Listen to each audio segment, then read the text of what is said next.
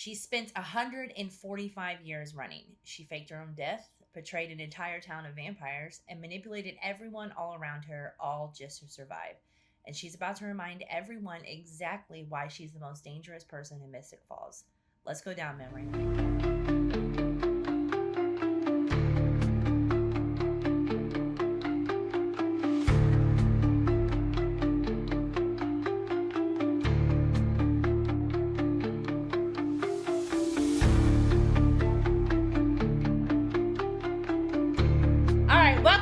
Welcome back. Presley's my co-host. Let's say hey to Presley. Hey, Presley. And the crowd goes wild. I'm very excited about these next two episodes. This episode is so good. I mean, the next episode is really, really good too. Yeah. This episode is so good. We get so much storyline. So, like, hang tight. I think we're going to be talking for a minute. And it goes back in time, which they I do love so flashbacks. Good. I love flashbacks. And Stefan in the flashbacks, woo! And we get a guest appearance from somebody, but I won't say it yet. Yeah. Somebody does come back. You gotta be paying attention. Let's just jump into it. The episode opens with what we are perceived to think is a flashback. It's Catherine and Stefan, and they're at the 1864 Lockwood Mansion, which if you've ever been to Mystic Falls, you do know is 12 Oaks. Yeah. Which I don't think that we've done a Covington connection at 12 Oaks yet. We have not, no. Yeah, so maybe we'll pop over for that. You will see the house multiple times throughout the series, though. So it's going to be the 12 Oaks bed and breakfast. But they're dancing, and it just shows Damon being super jealous. And then Stefan says, oh, well, it looks like he has someone else to occupy him. And you notice it's Elena. And then Stefan's like, Elena. And he starts to follow her. And then he comes into modern day. So you realize he's having some kind of dream. And then you see he's walking into the Mystic Grill. And you see Damon and Elena kiss at the Mystic Grill. I know this means nothing at the moment. But I know Damon and Elena fans were so excited to have this little moment. Yeah. Because it is going to be a minute. You know, I try very much not to jump ahead. But it is going to be a minute before they get that again. I do like this little moment for Damon and Elena. I didn't even think of it like that. I was just like, oh, he's having a dream. No, yeah, it's a cute little, it's a little foreshadowing. Catherine comes to him in the dream, 1864 Catherine, and she says, well, now you know how I feel when you're with Elena, basically. Yeah. So, you know, trying to rub in his face, all this stuff. Then he wakes up and he's like, oh, okay, it's just, we were just having a dream. Let's just go back to sleep. And then quickly realizes that it's Catherine. Yep. And I guess she can get inside of his head because she makes a comment about him being weak. Yeah, and he needs to accept the true nature of himself because it was too easy for her to do something. Too easy for her to get inside of his head. It's also been really easy these last few episodes to take Stefan down. We know he's not super strong on his body diet. Catherine's like still being super flirty. I'm going to tell you, in this episode, I love Catherine. She's a psychopath. I don't care. Good. And I say this because I know I don't give Damon a lot of leeway on the show, and I try not to with Stefan, but I will with Catherine. Catherine's going to do some crazy things, and I'm just going to say it's fine, and I don't care. It's girls supporting girls. It is. It's women supporting women. That's what we do here on Bloodlines and Backdrops. Yep. That's what it's like. Yeah, she can be as crazy as she wants. Right now, I'm Team Catherine. They go to the grill. Elena's there. Damon's sitting at a table. He makes some kind of snarky remark, and she's like, you know what? I still don't want to be around you. Like, I just, you know, you told me that you killed my brother, that you didn't know he saw the ring, so I still don't want to be around you. And he goes, okay, well, I'll see you at Jenna's barbecue. Just wiggling his way in there. And so then she's like, what do you mean Jenna's barbecue? And he's like, well, I'm going to find out if Mason is a werewolf. We're going to silver his ass. Which is also crazy to call it a barbecue. It was 4 people. Yeah, it was 4 people. And y'all brought sides. I didn't even see anybody barbecuing. Were they barbecuing at any point? I didn't see. I guess a lark might have come in from outside with a plate or something. We need to see what the back porch at Elena's house looks like. I know. But not in real life in the show. Yeah, like in the show. Like, I don't know that they ever showed us that. We're back in modern day Lockwood now. Uncle Mason is telling Tyler he's going to this barbecue at Jenna's house. And Tyler's like, come on, man. Give me 2 minutes. I need to talk about the other night. And Mason's just like, I turned into a wolf. What do you want me to say, man? What do you want me to say? He goes, yeah, dude, I turned into a wolf. It's not going to happen to you. Drop it. Like, yeah, like, and I'm like, I write this down like a couple times throughout this episode. Tyler's being incredibly annoying, but right here he's not. Uncle Mason would have being wild. He's like, yeah, dude, what, it happened, so what, just drop it. Like, yeah, and then when he explains that, like, it just happened to him, I get it. I get that he's trying to protect Tyler, the least you know, the better. But I also think that Tyler needs to be prepared for a what if situation because, you know, we kind of hit one at some point, which they do that fast, don't they? They do that real fast. But anyways, and he says, don't worry about it. It's not going to happen to you. You're not going to trigger the curse. So Tyler knows better. He's not going to give up. He's being super annoying. He's still holding on to the moonstone. He brings up the moonstone again, and Uncle Mason is sticking to his story. It was in the family heirloom, and if you know where it is, give it to me, and if not, shut up. It's just sentimental. That's the only reason. Then stop bringing it up. Stefan asks Catherine what she knows about the wolves. And she says that she knows that their bite kills. And she said that the wolves were actually the ones that were responsible for getting rid of the vampires back in 1864. That the Lockwoods, who were the head of the council, hid the fact that they were wolves, which you still see them doing in modern day. And they've been able to hide this whole time that they are wolves and helped eradicate the vampires in town. Which I like that scene. She says, well, who do you think got rid of all the vampires in 1864? And Stefan's like, the council. And she goes, ran by. Yeah, goes, how are you not putting that together? I'm actually kind of surprised that Damon hadn't put that together yet. That is true. Especially when he did his whole, like, John's Elena's dad. And I'm very surprised. He's very invested in this lore right now and what kind of threat Uncle Mason is. They go to another flashback where you see George Lockwood, and Catherine is with Stefan because she did ask Stefan to escort her. George Lockwood doesn't pull her to the side. It's Henry. Yes. Henry. She said, so a character comes back. If you guys remember in the last season, Henry was the tomb vampire that was in the apartment that Alaric and Damon killed that we all really liked. We were like, this dude's just trying to get his shit together. And I thought it was so fun that they brought him back for that one little episode. But I feel like it's one thing that if you didn't really pay attention, you wouldn't have caught on to. But it was a really cute thing that they just brought him back for that little bit. Yeah, and he's pulling Catherine to the side and he's warning her. And he's like, this is getting like really bad. We got to get out of here. And she's like, this is our home, blah, blah, blah. Oh my gosh, you live forever. Get out of here. There's no way that anything Stefan or Damon is putting down is worth your life. Since this is like the first flashback at Lockwood, is this the first time you ever see 12 Oaks in the show? It might be. I think it is. It might be. I don't think we've seen it yet. So it might be when they discuss, because I want to say when we're on the tours, we say this is where Catherine and George discuss the Moonstone because it is the first time that you see it. That's probably right. So duh. So that's going to be the Lockwood flashback house. That's true because we've only seen the Salvatore flashback house. Which I will say, I know I said last season, I've put in multiple emails and phone calls. I have tried multiple times to get out to this property. So we have not been able to get back to the original Salvatore flashback house. There's actually two. There's the front of the house and the back of the house, and they are two different houses. I'm still trying to get out to that property. One of these days. Stalking and harassing them to try to get out I'm gonna get out there. One thing that Henry also said was, that stuck with me, is he said that whatever it was that attacked the people tore him up really bad. He was like, there's no way it was a vampire. And then she's like, no, we're fine, whatever. At this point, I wanted to mention George the cat. For a really long time, if you came on the Mystic Falls tour, there was a cat at the Lockwood Mansion. Rest in peace. We love him. His name was George Lockwood, but they had George before the show started filming. So George just kind of showed up on the property. They named him George. So they named him George Lockwood before George Lockwood was on the show. So then it was funny because then we all joked about the original founding family being George Lockwood. George was great. He would come and greet the tour. He'd always come up front. He'd follow you around the property. He was genuinely a part of the tour for many, many years. He was. And I've always told people, too, he was a stray cat who struck gold, by the way. Struck gold, and then would never allow another cat to live on the property until he got older. Even though he was a stray cat, he was so bougie. I mean, he was just like... prance around, hair. One of the pets. Do we have any photos of him and Ian? I know Ben will have them. I was gonna say, I'll try to get some photos of George and all his famous friends. Yeah, he was a ham, and we miss him greatly. If you go now, Reba's trying. She is trying to fill his shoes. She does greet all the fans and follows us around the property. She is trying. So she tells Stefan that there are other wolves, but not many. That they're basically extinct. And then she goes, "Why'd you keep my photo, Stefan? Why do you still have this? Why didn't you burn it?" And I'm going to tell you, he doesn't really answer. No, she's so messy for that, too. She's really messy. It's an honest question. Why do you still have it? So then that's why she keeps saying, that's why I think you care about me. That's why I think you love me, because you've had these pieces of me lingering with you this whole time. Doesn't she also call Stefan out? Like, oh, well, why did you come back to Mystic Falls? Why are you talking to Elena, who looks exactly like me? And then, like, kept toying with him about that, too. Yeah, so she's messing with him bad about it. At this point, he says, what is it about you that makes me care so much? And then he stabs her with the vervain. And when he stabs her with the vervain, he takes her down into the dungeon. All right?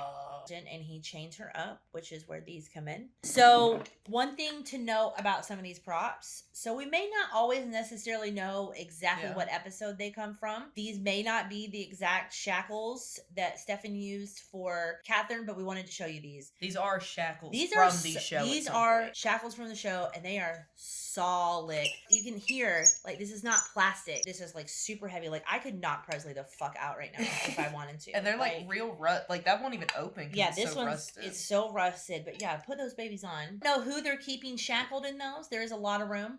Those are shackles from the show, so we wanted to show those. You really could just swing and knock someone out with those. It'd be great. Let's do it. Catherine is vervained down in the dungeon, so she starts telling Stefan more of the story. And they flash back again, and she tells George that she knows his secret, and he says, well, I know yours. They kind of come up with a plan together about how they're going to keep each other's secret, but still find a way to get rid of the vampires.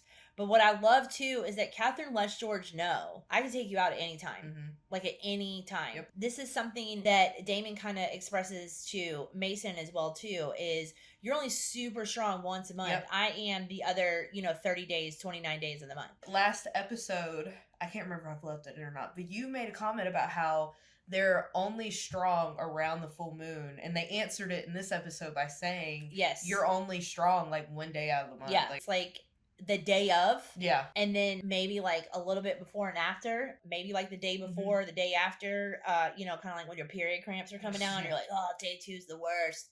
That's probably what it's like to be a werewolf, I would imagine. They don't explain the moonstone, right? They have not yet. And I don't even think they do it in this episode. They just show it being like handed off. They do not explain the moonstone yet. We do not know why the moonstone. Nothing. We don't know anything yet. Okay. Yep. Get back to Mason, Jenna, and Alart. They're doing shots. Damon walks in. Jenna's over it, so she just walks out. So that's all. That's all there is. I guess I never realized how much Jenna really just does not like Damon. She does not. She hates. She does not like Damon at all. Mason introduces himself to Damon, and he says, "I've heard nothing but great things about you." I didn't realize at this point that the two of them hadn't met yet.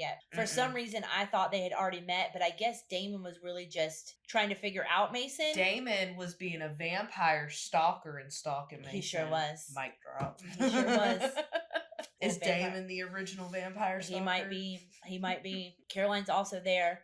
She walks up, she makes some kind of comment about how Stefan has to fight his urge to feed Elena. And, is saying all these, like, very true things, but it seems to Elena, be... though. Yeah, she's saying them to Elena, and it's true what she's saying, but it seems to be out of left field. And I think Elena says this later in the episode, why are you projecting on me? Everything that happened to you and that is not my fault. Caroline is right in what she's saying. Time and place. But there is a time and a place, especially because right now, Stefan's not answering Elena. So they're back with Catherine. She says something about him and Elena, and he goes, no, actually, I don't have to pretend with Elena. That's what I love about her. Doesn't she tell him something about, like, we never pretended or something? He says, I don't have to pretend with Elena. And then Catherine goes, yeah, but does Elena know that you love me? And he says, I don't. And then they do a little flashback. And you kind of see the moment that she felt like he fell in love with her. And it was really cute because she says, oh, I take it I'm a wanted guest, or I take it that I'm wanted here or something. And he goes, very much so. Or something like that. And it was really cute. Yeah. Like, the flashback, you could tell that he was, like, smitten with her. It was really cute. I would ship Stefan and Catherine. Yeah, for sure. Because it's like instead of the bad guy, good girl, it's like bad girl, good guy. I also like the idea of Stefan having someone to be able to protect him. That is true. And it also reminds Catherine's me of definitely that girl. Like, I'm so mean, and Xander's just such a sweet boy. I know. He is, too. He's a sweet boy. But I don't know if she could handle bunny eating Stefan. That's a whole different game. That is true. What's really crazy about this whole scene, too, with Catherine and Stefan right here is everybody in the show acts like people don't change. Like, I'm not the same person I was 10 years ago. There's no way you're the same person you were 145 years ago. No. Like, you've absolutely changed over the years. Unless when they get turned, they stay the same. No, because Caroline changes. Yeah. So there's no way. Your personality can definitely change and adapt and whatever. Also, this is the start of Better Caroline. This is when she starts. Oh, yeah, for sure. But then, so it was cute when she was like, oh, I guess I'm wanted, whatever. And then he ruins it by going, when I look at USC and Angel, and I was like, bleh. If a man said that to me, I'd be like, ew. Well, you know, Elena's an angel in the book. Yeah, she's an angel in the book. I honestly started laughing. I did. I started laughing at the scene. Like, I thought it was sweet. But he does tell her that he's in love with her. Mm-hmm. And then she says goodnight and goes into the room. And Damon's in there. And I gotta tell you, she hates Damon. She ain't never had any feelings for Damon. I, honest to God, really felt bad for Damon in this moment. You could see, this is what made me think of this. When Damon was telling Stefan last season that, you know, he loves her. It was worth the wait. I'm going to find her, blah, blah, blah. And then he says, my love for her was real. But we're starting to see that it wasn't. She was compelling him too. I'm not saying that he didn't fall in love with her outside of the compulsion the same way that Stefan did. I do think that she's absolutely manipulating his emotion. But yeah, she don't give a shit about Damon. No, she only cares about Stefan. Catherine says, though, my love with you is real. And he says, I remember when I woke up as a vampire, like I remember that you compelled me. And she said, I didn't compel you until you were scared of me. That's sweet. I mean, I still think, though, if he was scared of her, then it changed his feelings of her. Then she had to compel him to continue to love her. I'll be devil's advocate. I think she was just trying to save him from being scared. She probably was, but it did manipulate his feelings. That's true. If you're scared of someone, you know, if you're in a relationship and they become abusive and you don't want to be around them anymore, you might still love them, but your feelings are still going to change. And I think that if she hadn't compelled him, his feelings would have changed. I'm not saying that I blame her.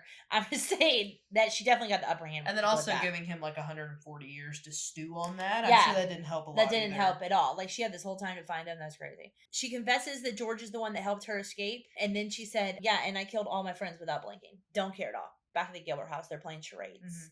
And Damon keeps drawing wolves and all this stuff. And you can see that Uncle Mason's starting to catch on. Because he just goes, dances with wolves. And they're like, oh, Mason, you win again. Tyler and Damon need to stop. I love when Damon taunts people. Because he did this when they did the Bachelor thing and he was taunting Alaric. Yeah. I actually had somebody on the tour Alaric was probably reminiscing in it. He was like, oh, God, I know this side of Damon. Somebody on the tour was talking about how the scene with Alaric and Damon at the Bachelor auction is their favorite in the whole show because that was the last time that they actually had banter before they became friends. And then she was just like, it was so good. And I started thinking about it. It is I love when Damon starts messing with people. He is. Damon is a vampire stalker. He is. I mean, you're right. He is a vampire stalker. So Damon says to Jenna, do you like me now? Or have I won you over or whatever? And she goes, you don't know what I think about you. I've dated many of you. And then he says, I'm a work in progress. And then that makes Elena's head turn. And then he notices a bunch of silver on the counter. So Damon says, Uncle Mason, oh, you must have been popular, like you're a good looking dude. And he says, I always took you as a lone wolf. And then Mason says back to him, I bet I'm not half the lady killer that you were. So in that moment, they're letting each other know that they know about each other. So Mason is tired of the games. He's tired of the little messing around, little poking and funning. And so he says, well, I bet I'm not half the lady killer that you were. And I was like, oh, Damon realizes right then. Oh, no, he knows. And also, we'll just throw a picture of Taylor. just for fun. Seriously. Stefan still cannot get over the fact that Catherine killed all her friends. He knows, though. And then she tells him, she said, well, I almost didn't get away with it because you and your super brother. It shows that she just wanted to say goodbye to Stefan. So she went into the room. She's going to bang it out with him one more time and then hit the road.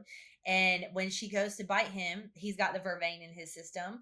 And then, you know, the dad comes in and I'm still trying to get the mask. Jessica reached out to Warner Brothers. I want that piece so bad. I want one of the dresses. God, I'm never going to let that go until Jessica gets a dress. I know. One of the dresses would be great. And then also that, like, maybe that'll be my Vampire Diaries tattoo, Catherine with that chain on her mask. You need to get like the mask and then it's every episode I'm like, maybe that'll last week it was the Bronco. I'm like, maybe this week it'll be a chained up Catherine. She says they use the person you love against you or something. Yeah, he said we came for you and she said you died for nothing. Like I had everything planned out. I didn't need you to save me. But she also didn't let him in on those plans. So if you knew that these two guys were madly in love with you, they're rounding up the town and all this stuff has happened, of course their instinct is going to be to protect you. So you should have compelled them to just not bother you. This also shows, though, Catherine only thinks about herself. She only cares about herself. And that's why Catherine has lasted as long as she has. Catherine's a bad... She is. Back at the house, Uncle Mason is basically like, cut your shit. I know you know me. I know, and listen, I'm not your enemy. He says, I can't control how I turn, so let's not spark some feud that doesn't apply to the two of us. Yeah. And Damon is not really agreeing, but I do have to agree that Damon is hating on Mason just to hate him at this point. Like, he really is. I'm pretty sure the next episode, Stefan tells him, like, dude, can we please just stop the alpha male douchebag? Yeah. Like, can we quit? And I'm sure that there is some ulterior motive for him to roll into town, but he did roll into town the day of his brother's funeral. So it's not an off thing. In Damon's defense, Damon is not wrong about this. Damon's not wrong about it. No. I think this is one of the parts where I started to get irritated because vampires really be putting themselves on a pedestal. Because vampires be acting like they don't kill 100 people a day to the werewolves one a month that they get to kill. Uncle Mason leaves. And then Damon goes, I better leave too, because he wants to chase after him. Yes. I wanted to stop and say this right here in this scene.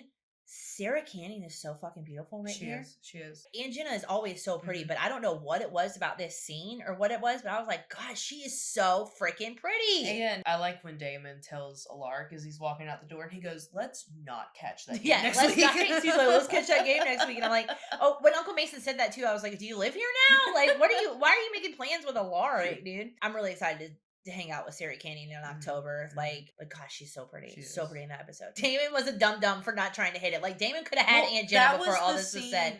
Where I realized she hates Damon so much. Oh, yeah. She cannot stand him. She can't stand him. She's like, all right, you can go. Okay, bye. She went, you're a really bad artist. And he went, oh, that's the worst thing wrong with me? That's fine. And then that's when he told Laura, let's not catch the game next week. And then he walked out of the house. Yeah. That's what it was. Caroline is being rude again. Okay. And Elena says, hey, can you stop projecting on me? And she says, I'm not projecting on you. You're going to be 70 in diapers and he's still going to be hot. Crazy. You're gonna want to have kids. You can't have his kids, and you're maternal not to have kids. What do you think the end game is here? And I think for Elena right now, she just wants to get through the day. All she's thinking about is, I haven't been able to get a hold of Stefan all day. I haven't talked to him. He's not answering my phone calls. That's what I care about right now. I will be a vampire. Like, what do you mean? If I'm dating a vampire and I'm madly in love with him, he will be turning me. Like, I don't know what the question is here. Well, you think that's the question, but we know that, like, we can't jump ahead when it comes to Elena, I'm not jumping ahead. I'm just saying, me personally, I would have told Caroline, I would have been like, hey, bitch, shut up. I'm going to be turned one. Like, you also can't say shit because you are a vampire now. Like, shut up. I think she's trying to act like they're doomed to be her and Matt no matter what, which her and Matt dated for like 2 weeks. Okay, so we get to where we're actually going to do some of the Covington connection at, but we get to where the Bronco pulls up to the side of the Mystic Grill right next to Stab Alley. Damon walks up to Uncle Mason and they're talking to each other, and then Uncle Mason goes to walk off and Damon takes the silver and stabs him, and Uncle Mason hits the ground. He goes to prepare the truck like he's going to throw his body in the truck, and then Uncle Mason just gets back up and he goes, yeah, I think the werewolves started this. And then it was so funny because he just kind of like walks by him, looks at him, and then shuts the truck. And then he's like, I'm just going to go about whatever I was doing. You saw how rattled Damon was. He's like, oh shit. Okay, I also wrote down right here, these scenes with Damon and Mason are the hottest thing going on the show right now. I understand why someone wrote heated rivalry. I get it. I get why that's a TV show. After, like, just the two of them staring at each other, I'm like, just make out. You haven't watched it yet, have you? I haven't watched it. You need to watch it, and then you'll really see why. I haven't watched it, but I do know when I watch this, I go, you're close enough. Just make out. That's how I feel about Tyler and Jeremy every time they're in a scene together. It's like, God, why are you like... Well, and the thing is, it's like a lot of this male aggression would be solved if y'all would just be gay, so... We get back to Catherine, and Catherine really shows her hand. She basically says, I'll kill Elena for you. Gotcha, bitch. I don't care. Like, I'll kill Elena for you. So Stefan breaks a chair and grabs a stake and goes to attack her. And then she breaks the chains. She goes, boom. Boom. Breaks the chains, comes out. And then she goes, you think I'm stupid? She's like, fooled me once. She was like, the first time she said, I've been taking Vervain every day for the last 145 years.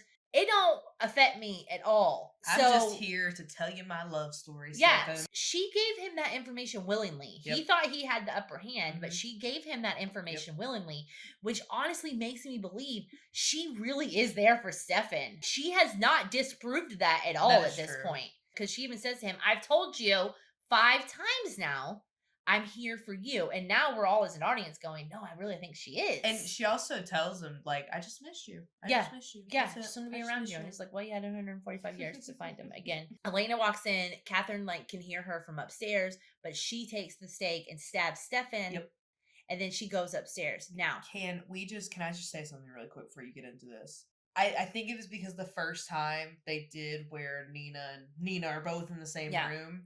But when Catherine goes to look up at Elena, her eyes like wander until it like hits the right spot. Yeah. It did look a little weird, and then as the scene went on, it looked really good. It looked so good though. But it did. It looked so good. But that one little part, and I'll try to put like the clip of it up if I can. Her eyes kind of wander until I guess there was something standing there that she had to look at, but she couldn't find. But no, it was really good. I loved the two of them finally meeting. And of course, Elena is annoying again. Oh, so bad. She's like, how do we look alike? Shut up. You've seen photos of her. Catherine's like, you're asking the wrong questions. You finally have a chance. You've got this whole book. You want to know all this lineage and all this stuff. We get it. Yep. Y'all look alike. Everybody stop asking that question, please. You already knew that. You already knew that too. It's insane. It's insane. And I guess seeing each other in person, it probably will take you back. But that's still, if that's the only question you have, then you need to move on with your life. Nina dressed as Catherine though. Amazing. Yeah. So good looking. So amazing. Her dress and Elena. I don't like the straight hair. I like the curls. I like the curly hair look too. So good. I like the curly hair too. Catherine walks in on Caroline and we realize she's threatening Caroline, which I think we figured that out earlier in the episode. But Uncle Mason walks in and Tyler starts up again and he's like, Tyler, I'm tired of your shit. Like, you're being an annoying brat. And I have to agree, Tyler is being so annoying and sneaky and he thinks he's outsmarting everyone. It's like, dude, you're 17 years old. You found about werewolves 5 minutes ago. Like, stop thinking. Shut up. The Moonstone, I swear to God, like, it's making me nuts. Oh, I wrote down, I said, I hate when teenagers do this shit on TV shows. When you try to outsmart the adult in the TV show, it makes me crazy. It's like, dude, you're not Scooby-Doo. Mason calling him out on that. No, yeah, because Mason had a night. He had just gotten stabbed. He's not dealing with his shit. And then he says to Tyler, well, you want to know how you trigger the curse? You got to kill someone. And Tyler's like, oh, you killed someone. You murderer. Steph and Elena get in a pretty nasty fight. And it's very convincing. In the Mystic Grill, by the way. In the Mystic Grill. Which also wild. Like, Caroline's sitting there, they talk to Caroline, and then they sit in a table looking directly at Caroline. Like, both of them are just Damon's looking behind at them. her. Caroline's on the other side. They were fighting, and then Stefan goes, she's already come between us, talking about Catherine. What is happening? This is crazy. What are you doing? What is going on? Little crybaby. Damon walks out and he runs into Catherine and he tells her that he couldn't kill the werewolf, and she's like, well, maybe you shouldn't. Maybe you should, leave this wolf alone. Maybe you shouldn't be trying to play the hero. You're going to end up dead. And he goes, well, at least this time it'll be worth it. I mean, he ain't wrong. We are Team Catherine, but he ain't wrong. Also, can we just talk about how right now where we're at in the series, this is peak Damon. He's so hot right now. Now is... You take like episode 1 Damon versus now. 2 different people. Yeah, this is peak Damon right now. They had a couple of checks hit their bank account. Damon's looking fly. And then you find out Steph and Elena didn't really break up. Yep. And I gotta say bravo to Paul and Nina, because y'all did a really good job in that scene. Because I remember when I watched it for the first time, when I watched it on TV, I really thought they were breaking up. Amber's running on the treadmill in the gym. Going I'm like losing my mind. Yeah, I didn't have cable. I used to go to the gym. It was like $20 a month and I could watch it on Thursdays at 8:00. Stephen says that it felt too real, but they both acknowledged that they realized that Catherine, Caroline had been influenced by Catherine, so they wanted her to go back and tell Catherine. And Stephen tells her, you're right, she was listening like a hog, which I mean, very obviously. And then she's like, and Damon was too. Stephen's like, the thing that we need to understand about Catherine is that she doesn't care about anyone but herself. She's not capable of love. But then they do a little flashback at the end. And she's talking to George Lockwood. And George Lockwood is getting ready to take her out. And she looks over at Stephen and Damon laying there. They're both dead. And she goes over to Stephen and she says, we will be together again. I promise. And she gives him a kiss right before she runs off. And then again, she doesn't care about Damon. Yeah. And again, she just leaves Damon. Damon means nothing to her. Know that I give a hard time. But I think after I saw, I mean, I've seen how Catherine is treating Damon anyways, but that flashback, it did break my heart. Man, this guy really did give his all to her.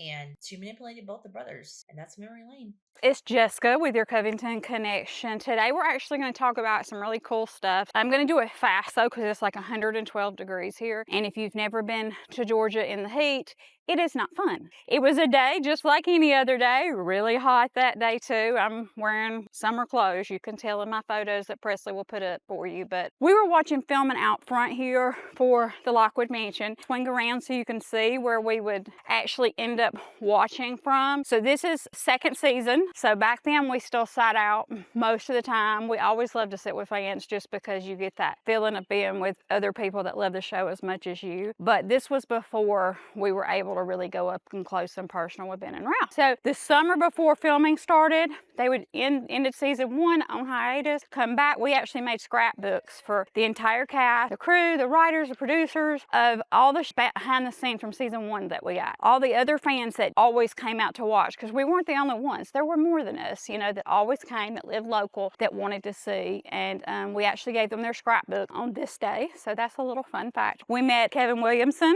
So he is our wonderful writer and producer. He does Scream, lots of other things. So if you're a fan of his, he was like my haha moment for me, because I had always wanted to meet him. Julie Plec, as you know, wonderful, fabulous producer out here. All that was here. And then we would watch filming here, and as people would come out of the gate, so for Lockwood, anything that's filming up at the house, if they're coming out the gate here, almost always back then the cast were really great about rolling down the window of the van and waving hey to the fans. They might stop, they might get out. So that's how we got a lot of those photos with them, because they would stop and get out because they did care about their fans. A lot of our photos are here, and if you go back and you watch, you'll see those as they happen. So we're going to go up closer to the house and give you a little bit of a closer look. But before we do, I'm going to tell you one more little story. This is fun because this was this day during filming. So we have our chairs set up out here because, you know, when you set up for the whole day, because you never know. You don't know if they're coming out first take, 15th take, 45th take that day. So you might be here for a very long time. And like I said, hot. So we had coolers, whole 9 yards. Well, as we're sitting out here that day, a few of us had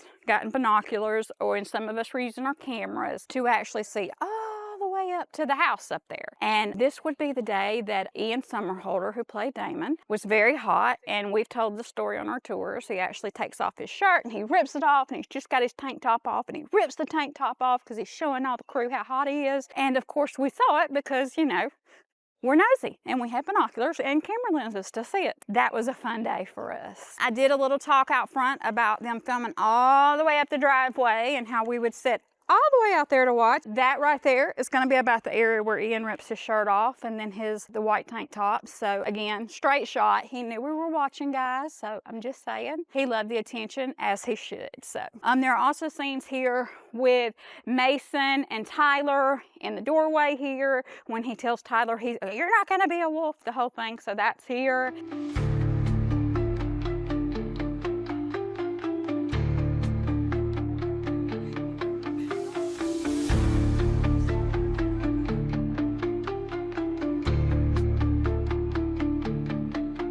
So we're talking about episode 4, season 2. All right, it is the very first time that you see the 12 Oaks bed and breakfast. It's a bed and breakfast now. It wasn't then. The house is beautiful, 1800s. It's had a lot of things filmed here, not just Vampire Diaries. So another little fun thing to know. For filming for that episode, I'm going to talk about a couple of cool things. So first of all, when they filmed at the front of the house, they always did a drapery on the front so that they could film coming in and out the front door. You wouldn't hear things.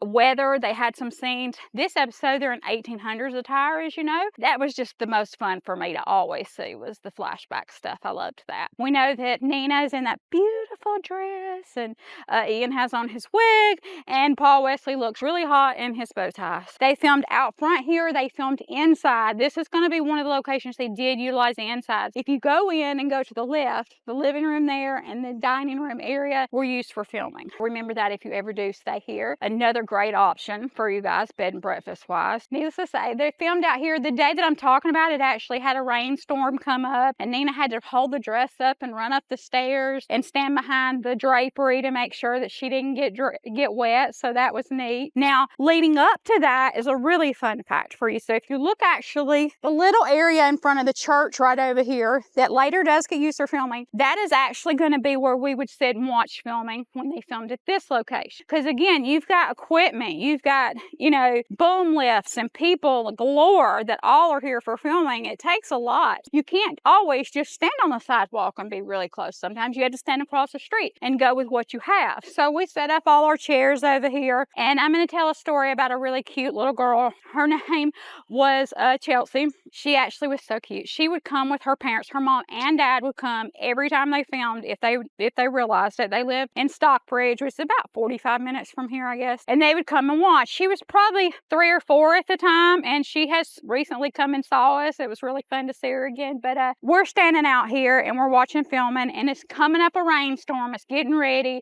The cast is walking around with umbrellas. Well, the crew are walking around with umbrellas over the cast because, you know, at this point now, somebody else holds their umbrellas for them. The show's a hit, y'all, so I'm just saying. We're out here and we're watching, and they're getting ready to load them up because the rainstorm's coming, okay? So Ian and Paul are about to get in the van, and the little girl's mom says, "There's Damon," and she loves Damon. So she says, "Holler at Damon, tell him to come over." So she, you know, used her daughter, as we should, yeah, right. I'm just saying, you know, her daughter says, "Damon, Damon, come here." And Ian looks up and he sees this little bitty girl hollering for Damon, and he comes a running. Crew's going, "No, don't cross the street," which they said a lot, but he did anyway, because we had a really great guy who loved talking to fans. And he actually came over and took pictures with all the fans that day in his 1800s attire. It was definitely one of the better episodes. We got a lot of time with him until it started raining. They had to circle the bands around, picked him up, and he only got a little bitty bit wet, so it all worked out in the end. You guys watch, have fun. All right, MVP of the episode is Catherine. What are we talking about?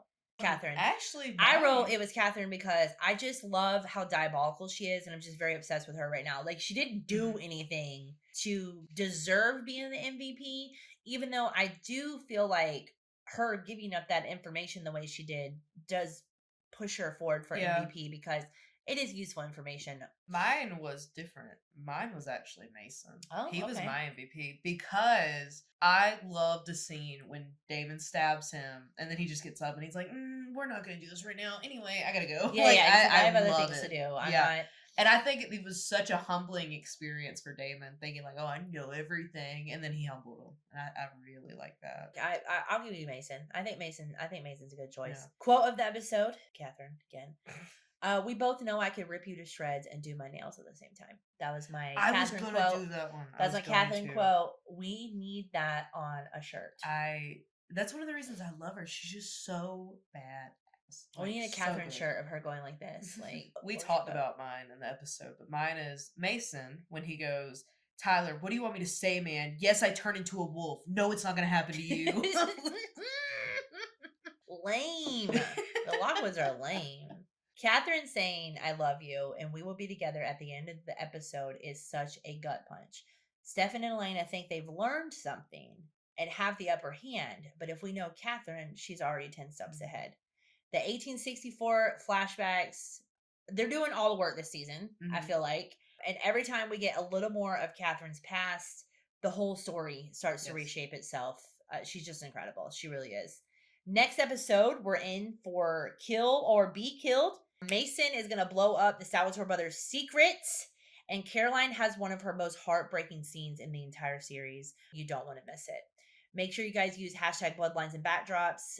Tell us what your favorite moment from season 2 has been, what you're most excited about coming up. And until then, stay safe, stay vampy, and remember, in Mystic Falls, nothing is ever as it seems.